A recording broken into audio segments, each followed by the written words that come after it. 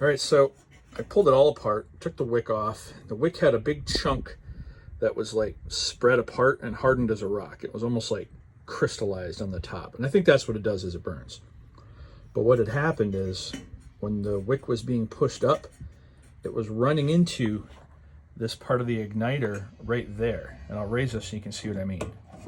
It goes up and it was running into that and it deformed it right there. And the wick was like really spread apart so that when you went to shut it down low, it won't go down any further than like right here, because since it was widened out, it wouldn't fit into that narrow circular channel. You know how that was a tight fit. So what I did is disassembled everything and then trimmed off about 1/4 inch off of the wick and then reset it inside of that ring with a little tiny, like the teeth that kind of pinch it in. So it's higher up to compensate for how much I trimmed off of the wick. And now I'm going to remove this igniter completely before I put this all back together. I mean, we don't even use the igniter. And I feel like that's what was causing some of this problem. So everything got put together correctly. You did everything right. But for some reason, the igniter, I think with the factory setting, somehow it works better. And when I put it back together, I can't pull it back any further. It hits that shoulder right there. So you're kind of limited. So I'm just going to pull this screw out, take the igniter, and just toss it inside somewhere because we don't even have the batteries in it, so you don't need it. And I'll put it all back together. I got a lighter out here, and we'll put the case back on, drop the tank in it, and we'll light it and let it heat up. Hopefully not burn down the back of my truck. And we'll see how it goes. So once I get this going, I'll be back. Okay, so it's lit. Obviously, a lot of flame. First lit. Kind of waiting for it to heat up all the way around. I'm going to lower it down and see if we can get a kind of a cherry glow to this. It's a little tough to tell outside. I won't be able to tell how well it's smoking, maybe as well as you would in the cabin. But everything seems to be working well. I have the cover out so you can see all the bits. This moves up and down just fine. I think we'll be okay. Very, very worst case, we'd put another new wick on it. But I'm going to hold off. I'm not going to order one yet. If I order one, I'd have it in a couple days. So either way, I'd be able to replace it like next weekend and do this all over again. But I'm optimistic. We'll see what happens. All right, it's way too hard to see if it's actually heating up to get a nice good cherry glow on the chimney. So I shut it back down. When I flipped the lever up, it did turn off just fine. So at least that part of it shuts off fine. The lever goes fully down, fully up. It locks in the down position for igniting. And when you press the button, it releases it and pops it back up. But I think, let's see, it's about 2:15 or so. I'm gonna wait a few hours, shut it down, let it cool off, come back out after it gets dark, fire it up again, see what happens.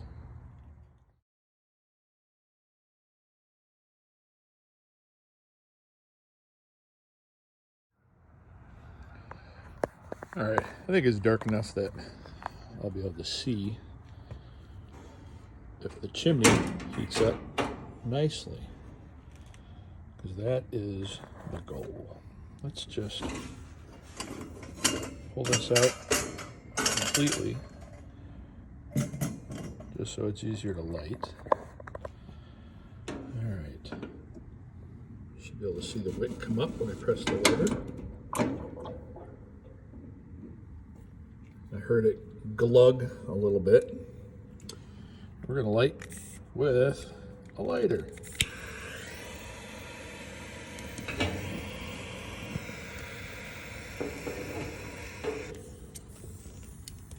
I would say it is lit.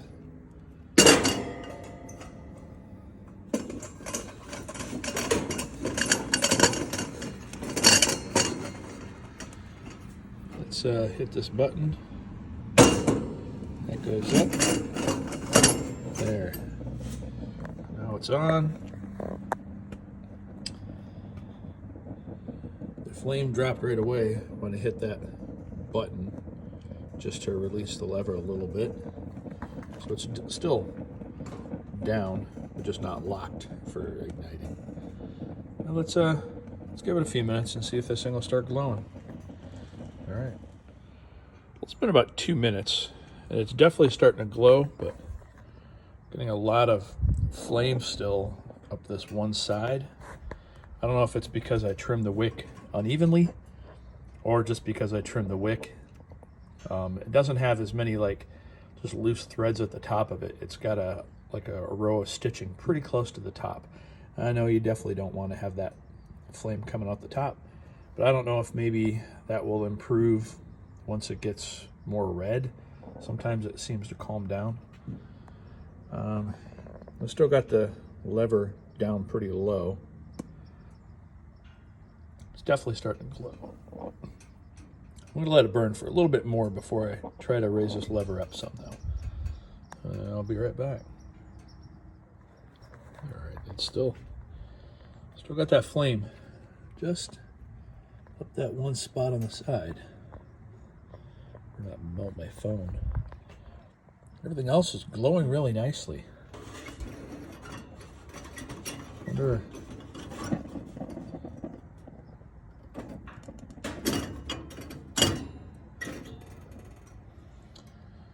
Wonder if I can bring it down a little bit. I'm gonna keep lowering it just a hair.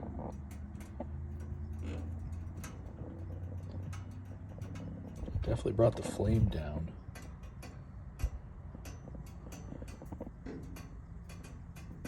But it's lowered the glow too.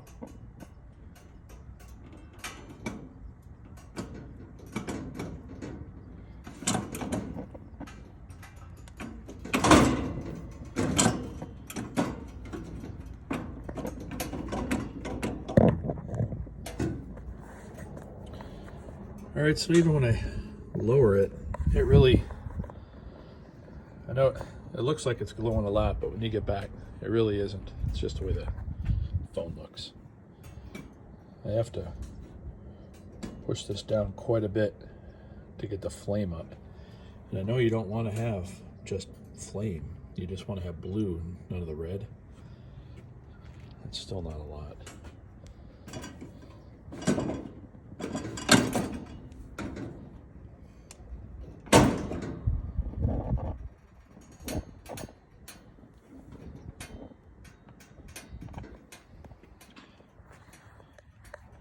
Yeah, it's not burning right.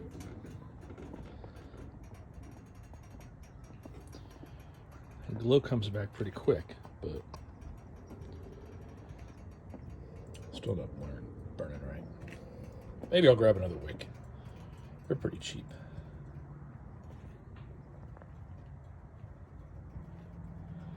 Yeah, I don't know. It's just not burning right on that one side, and I think that's hurting us.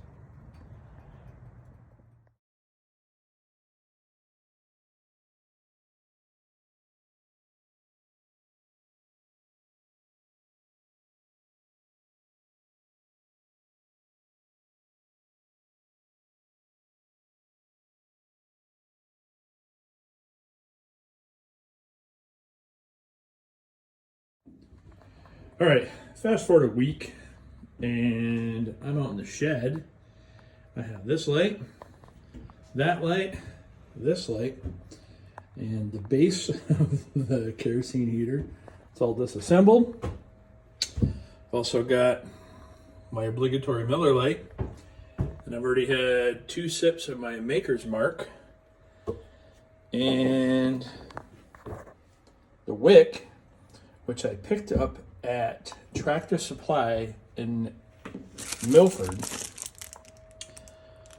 It's this one, and it says right there, HeatMate HMN-110, which is what this is. And compared to Lowe's, Home Depot, or Amazon, which were like 15 to 20 bucks, it was $8 at Tractor Supply. So I tell you what, I bought 2 of them, so we have a spare wick, Mike. Anyways, wick has been now replaced. Seems to go up. and down just fine. I think it's the right height. And I'm going to start reassembling everything and see how it burns, and hopefully not burn down the shed. All right, wish me luck.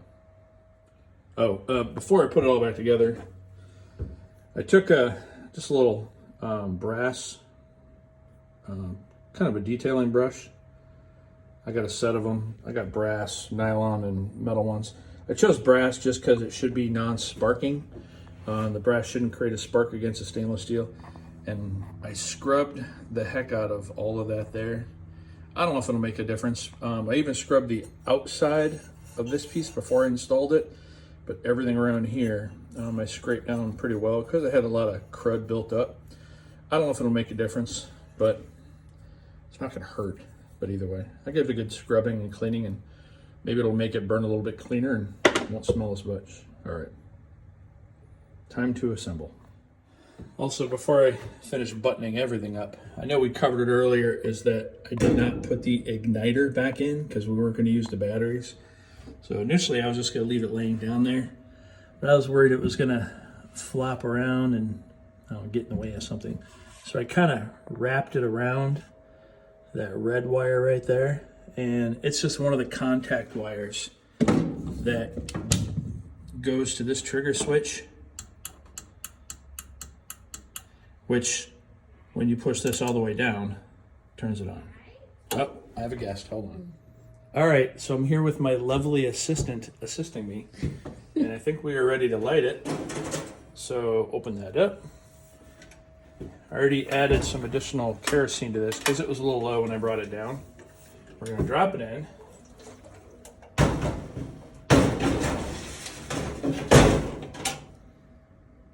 Didn't glug much, so the basin down there must be completely full.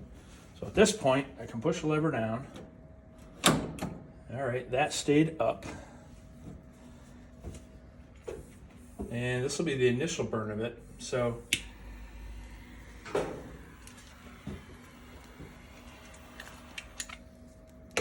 we're burning, and I can throw on the chimney, and everything seems normal.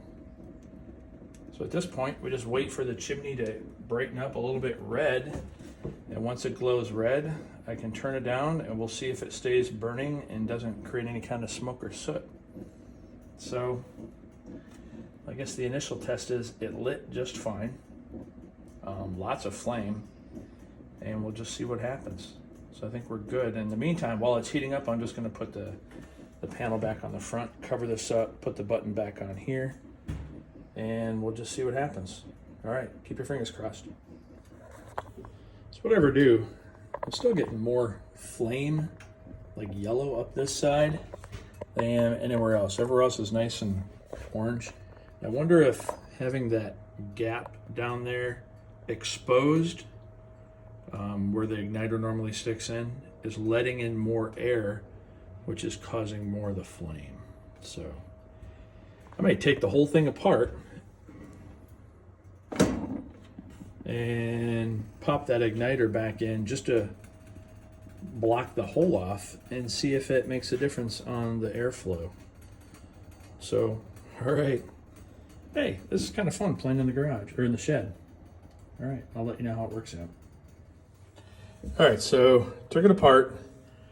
I put the igniter back in, but I have it like retracted as far as it can go. So you can see that the wire is almost flush with the outside of that, I guess the circle, that drum. So when I do push it up, it's not making contact with the wick. You can see the wick was like starting to kind of break in a little bit. And it still goes down. So I've got the fuel tank back in. Got these pretty nice cigars that were laying inside the lip of this. Let's see.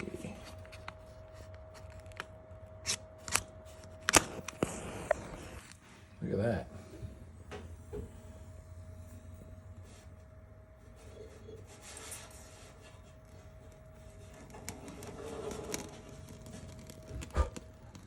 All right, we're lit, and of course it's a lot of flame. So we hit the button, lower it back down. Let's throw the chimney on.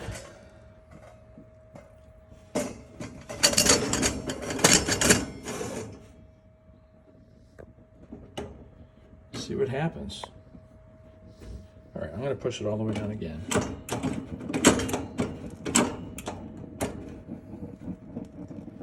right.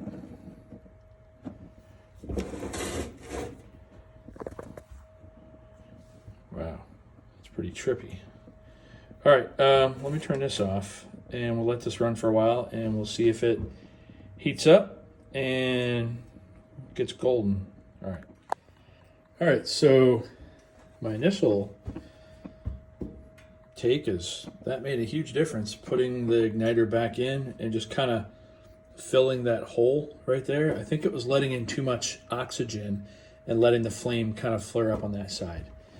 Now, it's glowing like the dickens. It's putting out a ton of heat, but it seemed odd that there was a blue flame right there. But it's only been lit for about maybe a minute and a half to two, maybe 2.5 minutes.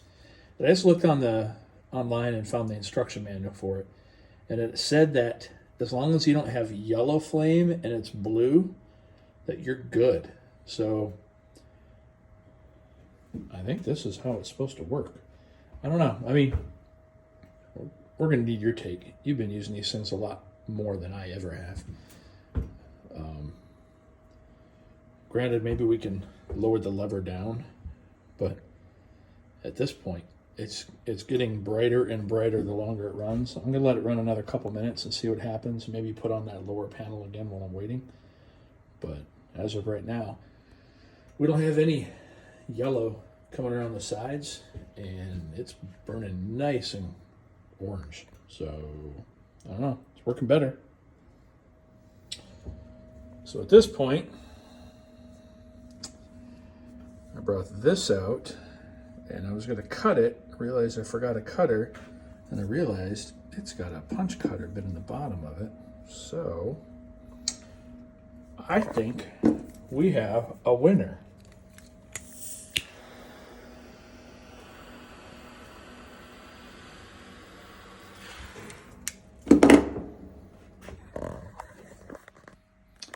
It's glowing. I hit the button so it lifted it up a little bit. It wasn't locked down from the ignition point.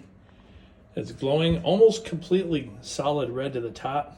There is not a hint of flame. It's not smoking, and it is super warm in my shed. I should come out here and hang out more when it's cold out. Well, granted, I guess I have that running too, but this is pretty comfortable. I might have a new man cave. Anyways, I think I'm going to call it a win. Everything's kind of back together. It's been cleaned. I threw another wick in it, and I think we might be in good shape. I'm going to pack it up into the truck after, well, maybe next day or so after it's cooled off. I'm going to throw in that extra wick for $8. Remember that, Tractor Supply, $8. And I think we'll call it a day. I'd say it's glowing just fine. And we're all set. All right, cool. See you, Mike.